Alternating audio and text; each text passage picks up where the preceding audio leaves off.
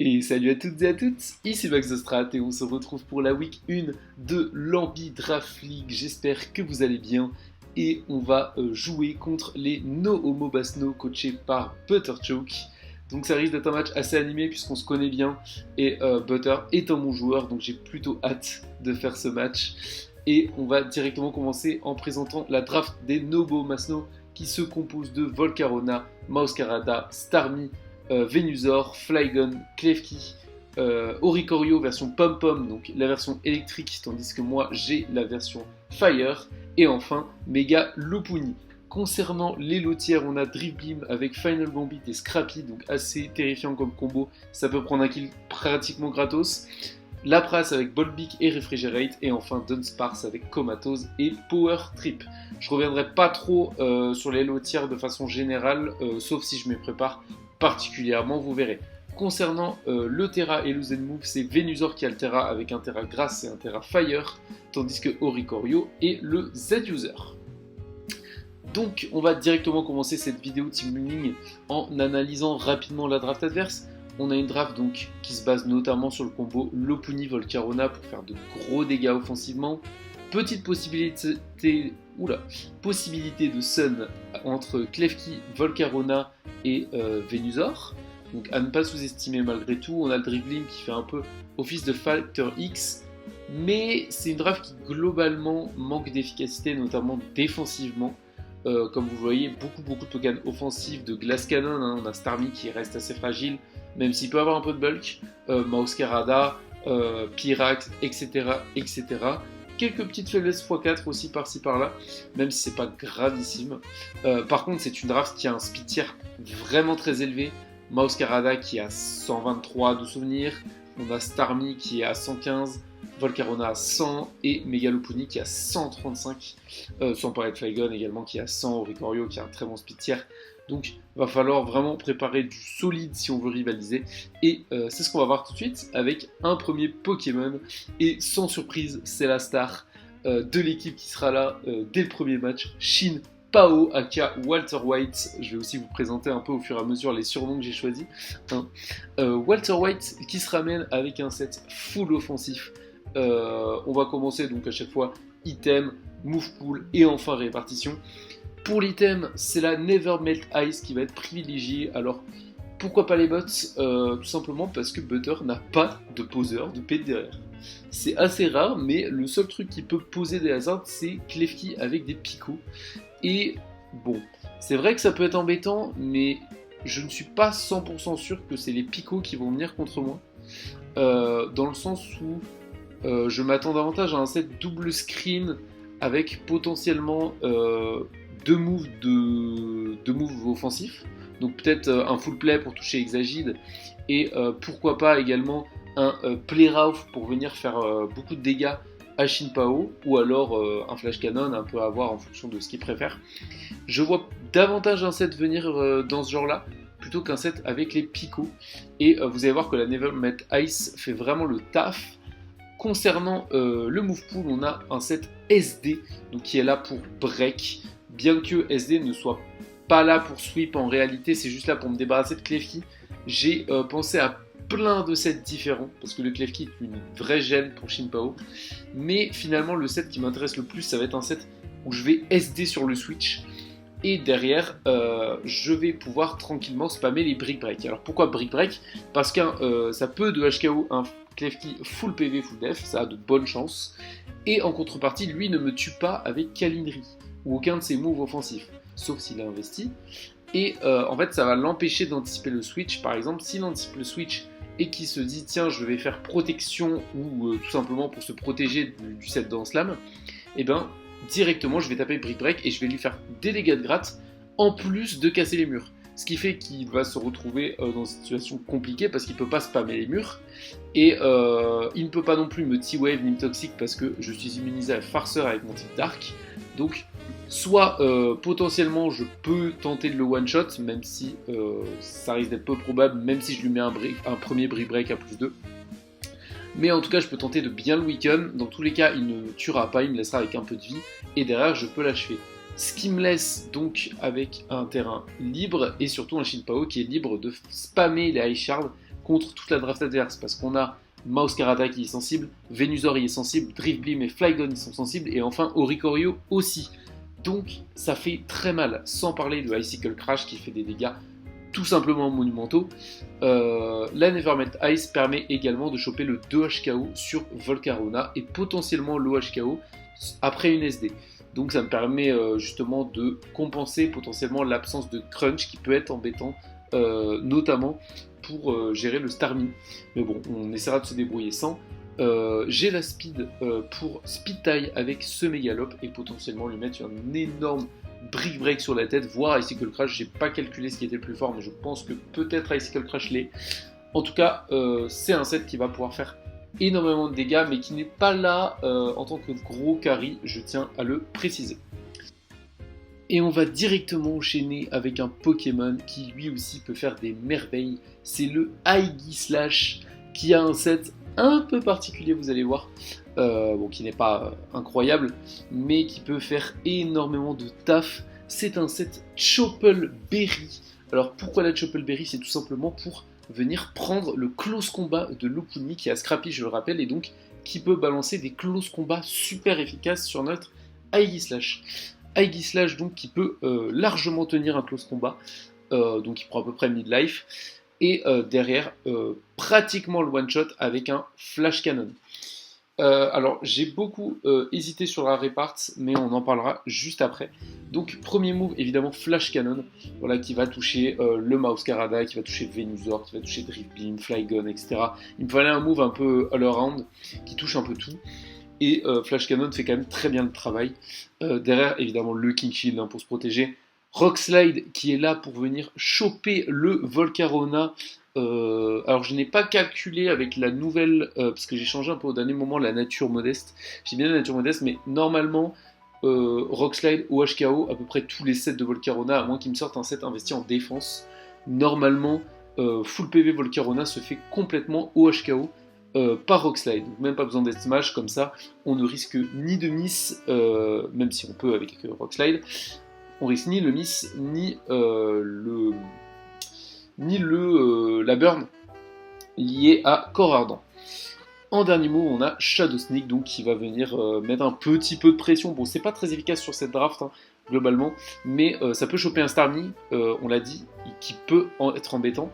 Et on a un Shadow Sneak qui normalement devrait choper le 2HKO sur ce Starmie, donc ça fait quand même très plaisir. Concernant la répartition, donc, 220 en HP, 36 en speed. Alors pourquoi cette speed? Tout simplement parce que c'est une speed qui permet de dépasser Volcarona full vitesse timide après une T-Wave. Parce que vous allez voir que j'ai quelques Pokés qui peuvent mettre des statuts. Donc si jamais il se fait T-Wave, je peux dépasser ce Volcarona et directement lui mettre un gros Rock Slide. Avec ce bulk là, on peut néanmoins tenir un coup de Volcarona full attaque SP avec Flamethrower. Donc on peut quand même le tenir, hein, ou Fiery Dance, et lui mettre un énorme Rock Slide dans la bouche. Comme je vous l'ai dit, on tient aussi très bien le close combat de notre pain grâce à la Chople, donc c'est un set qui peut quand même faire des merveilles. Enfin, on a la nature full attack SP modeste avec Flash Cannon. Alors pourquoi pas Gyroball et full attack, ce qui serait sympa pour booster Rock Slide, pour booster Shadow Sneak, c'est tout simplement pour Klefki, parce que je pars du principe que Klefki risque d'être full PV, full def pour gérer Shinpao. Du coup, avoir un Aegislash qui peut se permettre en fait de venir sur ce Klefki, d'où le fait que je sois nature moins attaque pour prendre le moins possible sur full play. Il faut savoir aussi que j'ai une répartition qui fait en sorte que je peux pas dépasser Klefki, sauf s'il est moins vitesse. Mais du coup le but c'est de se prendre le full play avant de passer en forme épée, pour taper un gros flash cannon qui tapera spécial et qui fera donc plus de dégâts avec Klefki. Voilà. Et puis globalement, comme je vous l'ai dit, je n'ai pas forcément besoin des dégâts de Rock Slide, puisqu'ils OHKO déjà ce que je veux. Seulement Shadow Sneak, c'est un peu dommage, mais globalement, Flash Cannon sera probablement bien plus rentable. Et en plus de ça, a de bonnes chances de tuer Lockpin après un close combat, donc à -1 en SPDF. On va continuer directement avec un peu de fun, hein, un peu de bulk dans cette équipe, avec le Toxapex Funny Squishy. D'ailleurs, j'ai pas relevé le surnom du Aigui, Ambi and Royalty. Funny Squishy, le Toxapex avec un set plutôt classique globalement, un set avec le Rocky Helmet pour embêter Lockpin, pour l'empêcher de venir faire des demi-tours complètement gratos, mais également qui embête un Masquerada. Bon, attention à pas se faire coff trop rapidement également, mais sinon c'est un set qui peut faire le taf. Rocky Helmet donc avec Recover, Scald, Toxic Spike et Haze. Scald qui va venir pressure évidemment, personne n'a envie de se faire burn. En plus de ça, on a les pics toxiques qui mettent vraiment la PLS à Butter, puisque tout simplement sur une compo très probable, je sais pas, je vais dire Volcarona, Masquerada, Lockpin, Staros, Klefki et Drifblim ou Lapras, vous voyez que si jamais Venusaur ne vient pas, la pression des pics toxiques elle va être réelle. Et d'ailleurs, je pense que Toxapex sera potentiellement mon lead sur ce match pour justement venir directement tour 1 mettre les pics toxiques. Alors attention à un Lockpin qui aurait façade quand même, faudra y faire attention. Mais malgré ça, les pics toxiques ont vraiment un sacré match-up. J'ai hésité entre Haze et Gunshot, mais Gunshot ne faisant pas vraiment de dégâts à Starmie, j'ai préféré prendre l'option Haze qui est un peu plus safe face à Volcarona et face à Drifblim qui peut également essayer de se placer. Concernant la répartition, rien de bien spécial, c'est globalement pour checker l'up et prendre éventuellement quelques coups de Volcarona. Pour compléter score, on a bien évidemment le méga Audino Let the Cloud Going, un très très bon surnom, très bien choisi. Avec donc la Audiniste bien évidemment, le Regiforce qu'on n'oublie pas, et un set composé de 4 attaques, Wish, Dazzling Gleam, Encore et Protect. Bon, globalement, les 3 premières attaques, vous connaissez, Wish, Dazzling Gleam, Protect. Dazzling Gleam pour le stab qui touche méga Lockpin. Et surtout, le plus important, c'est Encore. Alors, j'ai beaucoup hésité encore une fois avec T-Wave, mais vous allez voir que j'ai un autre Poké qui peut placer T-Wave. Et en plus de ça, j'ai déjà les pics toxiques. Donc je me suis dit que pour éviter d'avoir un move inutile dans la gestion des placements, Encore était le plus adapté. Encore, ça permet de limiter le Klefki. Ça permet de l'embêter énormément, notamment s'il vient poser les murs. Directement lui mettre un Encore, ça peut énormément l'embêter. Je peux également embêter un Pyrax qui se mettrait sous sub ou qui ferait une Quiver Dance. Et je peux faire également beaucoup de mal à Drifblim. En plus de ça, petit Protect, si jamais il veut Final Gambit, on sait jamais. Même chose pour Flygon, très très bon moyen de dissuader Flygon de se placer. Ce set de Audino, mais c'est globalement un full SPDF pratiquement pour gérer le Pyrax, pour gérer le Staros qui me pose un peu de problème. Et pourquoi pas le Oricorio également. Et j'ai un peu de défense quand même pour pas prendre trop cher sur les assauts d'un potentiel méga Lockpin. Ensuite, on a quand même quelque chose de plus offensif qui va se ramener. Il me fallait un Revenge Killer, j'en ai parlé au début de la vidéo. C'est une draft qui est très rapide, c'est pour ça que j'ai ramené Oricorio Flamenco Amigo Choice Scarf avec un set tout à fait classique.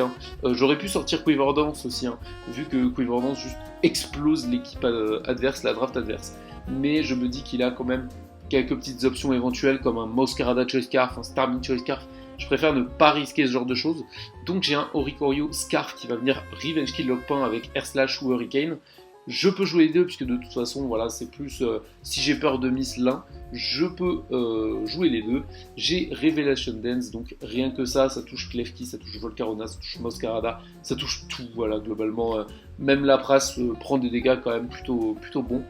Et enfin donc j'ai demi-tour qui va me permettre de mettre un peu de pression supplémentaire, de ramener plus facilement mes menaces offensives et notamment le High Slash. J'hésite encore un peu parce que c'est vrai que vu que c'est un set qui fait quand même très mal de base, pourquoi pas mettre un petit défog supplémentaire, ça peut être intéressant dans le cas où Klefki vienne quand même avec les picots. À voir, à étudier. Pour le moment c'est U-turn, c'est pas boost, c'est ni défog, c'est U-turn, et on a une spread qui est là pour dépasser évidemment le méga Lockpin full vitesse jovial. Voilà, une fois Scarf, je le dépasse malgré ma nature modeste.